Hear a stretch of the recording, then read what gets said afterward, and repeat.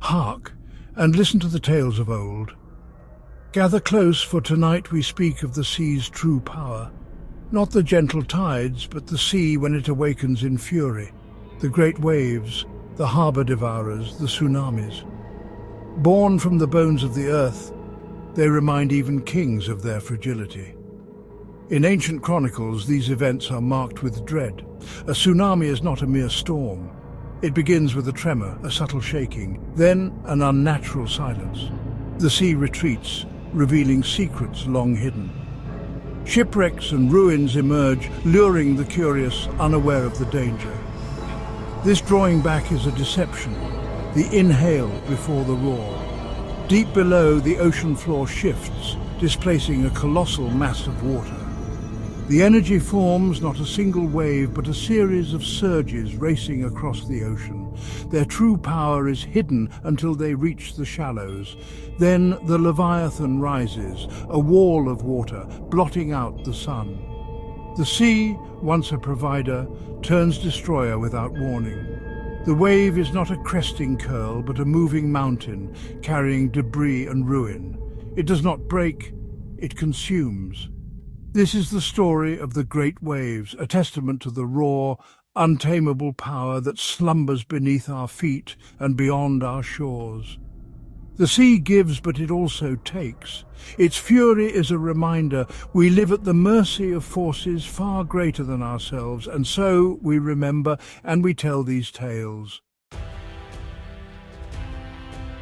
Let us journey back to the Bronze Age, to the sunlit Aegean Sea. The Minoans thrived on Crete, masters of the sea, their palaces vibrant with art and life. But to the north, on Thera, now Santorini, a volcano slept, its power building. Around 1600 BCE, Thera erupted with unimaginable force, shattering the island and plunging the region into darkness. The sea rushed in to fill the void, displacing a staggering volume of water. Colossal tsunamis radiated outward, liquid ramparts scouring islands and coastlines. The waves struck Crete, annihilating the Minoan navy and flooding their fertile lands. Towns and palaces were buried under salt and pumice. The shock was devastating, economically and psychologically. The Minoan world, once secure, was left vulnerable to invaders. The eruption and its waves rewrote the map of the ancient world. Nature, not war, brought a civilization to its knees. The lesson, even the greatest societies can be undone in a single day. Now to Lisbon, 1755, All Saints' Day. The city was alive with worship and wealth, its people unaware of the disaster to come. At 9:40 a.m., the earth convulsed violently. Churches and palaces crumbled, fires erupted, survivors fled to the harbour seeking safety. Then the water receded, exposing the riverbed, an ominous sign. Some wandered out, not knowing the sea was gathering strength. Suddenly, a wall of water surged up the estuary, swallowing the waterfront and dragging thousands to sea. Two more waves followed, compounding the devastation.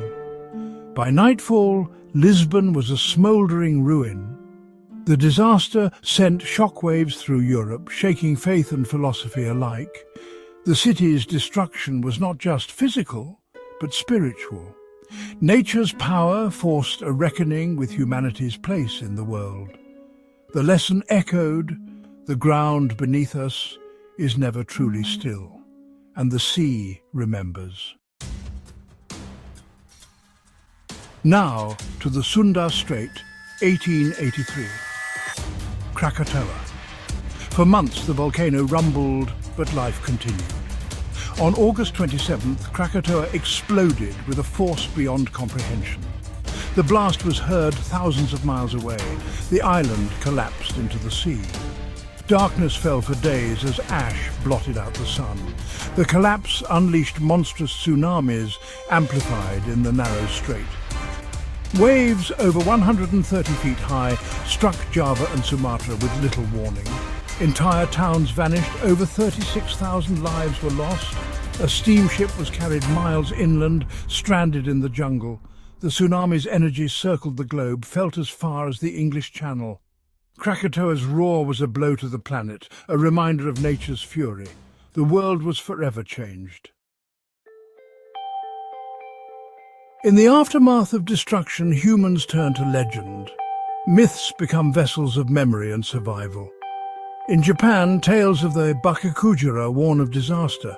Folklore encodes vital lessons. One story tells of a headman who, seeing the sea recede, burned his rice to draw villagers to safety, saving them from the tsunami. Across the Pacific, indigenous peoples tell of thunderbird and whale, their battles sending waves to flood the land. These stories were survival guides, teaching where to run and when. Even Plato's Atlantis may echo real disasters, civilizations lost to the sea. Legends are scars on our collective soul, reminders of the power that shapes our world. They teach vigilance, respect, and humility. Myths endure where records fade. In every tale, wisdom is hidden. The sea's lessons are never forgotten. In Japan, the sea is both life and threat. The word tsunami is theirs, and their coastlines are marked by ancient warning stones. Do not build below this point. This wisdom was immortalized by Hokusai's The Great Wave off Kanagawa. The print shows a monstrous wave, clawed and looming, dwarfing boats and even Mount Fuji. It is not a single event, but the embodiment of all tsunamis, terror, power and beauty. Hokusai understood the sea as a living force, a dragon in the drama of Japanese life.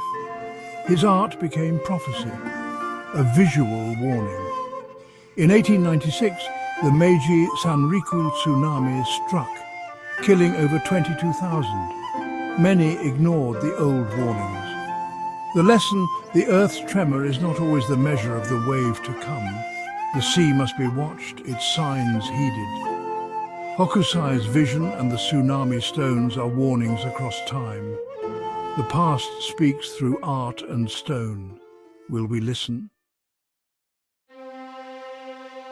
Now to 2004, the Indian Ocean tsunami. Deep beneath the sea, the earth ruptured, thrusting the seafloor upward for hundreds of miles. The energy released was planetary, shaking the globe. A tsunami radiated across the Indian Ocean, striking 14 countries. Most had no legends or warnings to prepare them. The wave arrived silently, obliterating entire communities. In Aceh, Indonesia, waves reached 100 feet, scouring the land. Tourists in Thailand saw the sea recede, unaware of the danger. Nearly 250,000 lives were lost. Yet some ancient tribes survived. Their oral traditions told them to flee when the earth shook and the sea withdrew. Their primitive knowledge saved them. Sometimes the oldest wisdom is the most powerful. As our tales end, the fire's embers fade. We have seen cities fall, not to armies, but to the indifferent power of nature. Thera, Lisbon, Krakatoa, Japan, Sumatra, chapters in humanity's fragile story. These waves remind us, for all our pride, we are vulnerable. The earth is alive, its forces vast and unpredictable. Yet in devastation we find resilience and wisdom. The headman's sacrifice, the tribe's traditions, the tsunami stones, each a lesson in survival. Humanity learns slowly at great cost. We must respect the power we cannot control and share the knowledge that saves lives. The land will shift, the sea will rise again. Our task is not to conquer, but to understand and remember. The past speaks in legend and stone. We are children of the earth, forever dancing with the land and sea.